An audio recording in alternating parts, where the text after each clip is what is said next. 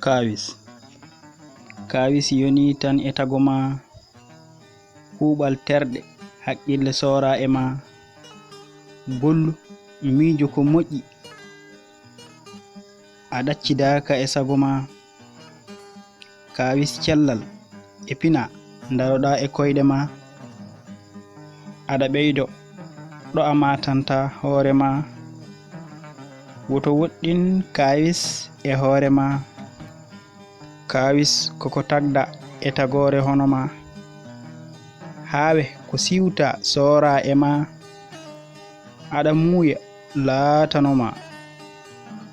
Kawis yoni e tago ma, leyɗele ɗe e asamanuji ɗi ko kawis e ma. Asaman nafma naftora e leydi hoore ma, baade mbanja puɗi jalta wona baɗal ma, abbere wonta sammere daɗi hakkille ma. Kawis dokke jomiraɗo woto fondu fof e haqqille ma, ko ɓurti fof wona ko ma. Dokke cembi carima woƴe hoore ma, ka heɓani e dokke woto findin fitina e fittandu ma.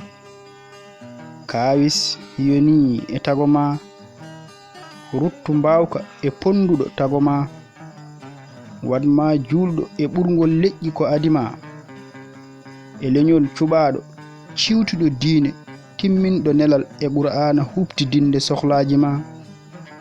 Kawis yoni e tago ma, so won ko ɓurna yeccito ko ɓurɗa cembina imanagal ma. Hesɗitin fimde e kala puɗal nange e dow hoore ma, ɓurno bonde e kala ko taga takki ma. Woto bonnu galle e hirde golle mbaɗa condi e talki ma. Kawis yoni e tago ma, wacto hoore ma, micco ka dumbaɗo duumiɗo e dumunna daɓɓo, jombani ɗiɗi jillo ma, gotel hoɗo ma, nyaw e ronkere nde artirantama mbawka ma. Mayde hoɗo fittandu, micco goto e ngaska ma. Ka ɓurornoɗo to dañƴa e holto mbaɗɗa jawdi ma, ɓural wodanima a muññoɗo e miskinagal ma. Kawis yoni e hoore ma,